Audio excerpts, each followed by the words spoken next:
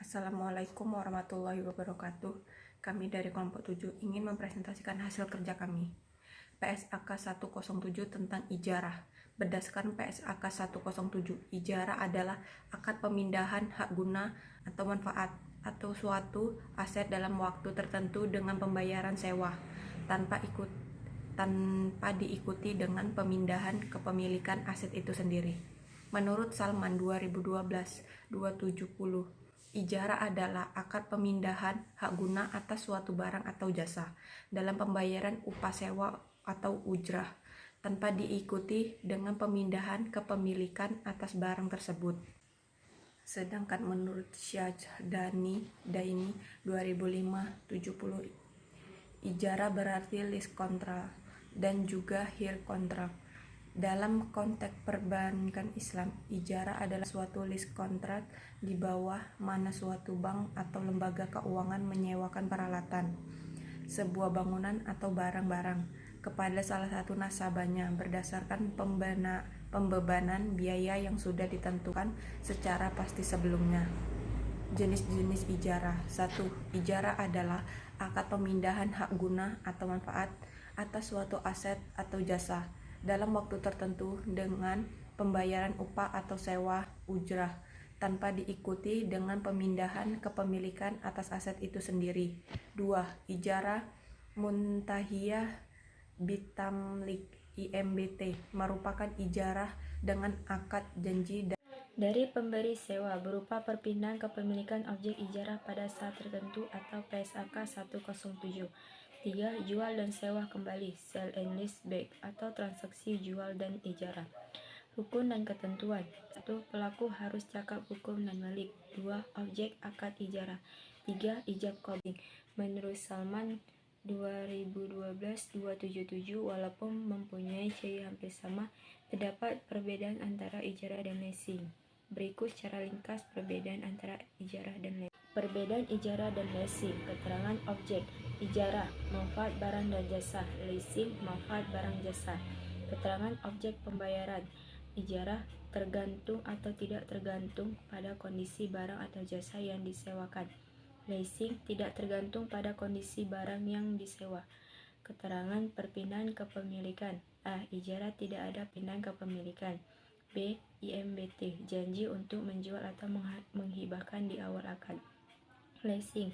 A. Sewa guna operasi, tidak ada transfer kepemilikan. B. Sewa guna opsi, membeli atau tidak. Sewa guna opsi, membeli atau tidak membeli di masa akhir sewa. Keterangan jenis leasing lainnya. A. Leasing purchase, tidak dibolehkan karena adanya gharar, yakni antara sewa dan beli. B. Sell and lease back dibolehkan. Leasing, lease purchase dibolehkan. B. Lease and leasing back diperbolehkan. Penjelasan dari tabel di atas adalah sebagai berikut. Objek. Dalam ijarah, objek yang disewakan dapat berupa aset maupun jasa, sedangkan dalam leasing hanya aset. Dengan demikian, ijarah memiliki cakupan yang lebih luas daripada leasing. Metode pembayaran dalam ijarah. Metode pembayaran dibagi menjadi dua, yaitu yang pembayarannya tergantung kinerja objek, contoh akad ijarah, yang pembayarannya tergantung kinerja objek. Pemindahan kepemilikan pada dasarnya akad ijarah dan leasing berkaitan dengan penggunaan manfaat dari aset yang disewakan. Penjelasan dari tabel di atas adalah sebagai berikut. Jenis leasing lainnya. Purchase lease merupakan bentuk lease yang menggabungkan antara hak beli dan leasing sekaligus. Dalam syariah diharamkan karena adanya dua akad sekaligus yang menyebabkan gharar, yaitu ketidakjelasan akad. Apakah menggunakan akad sewa atau akad beli? Sell and lease back merupakan bentuk lease di mana penjual menjual barang kepada pembeli, kemudian pembeli menyewakan kembali kepada penjual. Penjual menjual barangnya dikarenakan membutuhkan uang tunai dan sekaligus tetap membutuhkan manfaat dari barang tersebut. Akad sell and lease back diperbolehkan syariat Islam dengan syarat kedua akad, yaitu akad jual dan akad sewa dilakukan secara terpisah atau masing-masing dibuat akad perjanjian secara terpisah. Pengakuan dan pengukuran ada dua macam, yaitu A. Akuntansi pemilik mukjir, dan yang kedua ada akuntansi penyewa, yaitu mustajir. Penyajian dan pengungkapan. Penyajian, pendapatan ijarah disajikan secara neto setelah dikurangi beban-beban yang terkait, misalnya beban penyusutan, beban pemeliharaan dan perbaikan, dan sebagainya.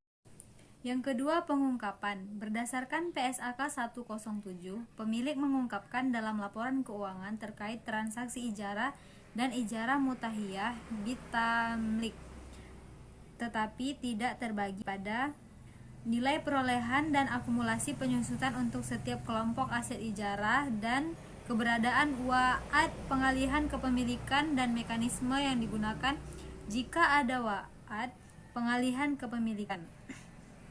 Pembatasan-pembatasan, misalnya ijarah lanjut, agunan yang digunakan jika ada, nilai perolehan dan akumulasi penyusutan untuk setiap kelompok aset ijarah. Baiklah, inilah hasil dari presentasi materi kami, materi PSAK 107. Jika ada kata-kata kami yang salah, kami mohon maaf. Sekian dan terima kasih. Wassalamualaikum warahmatullahi wabarakatuh.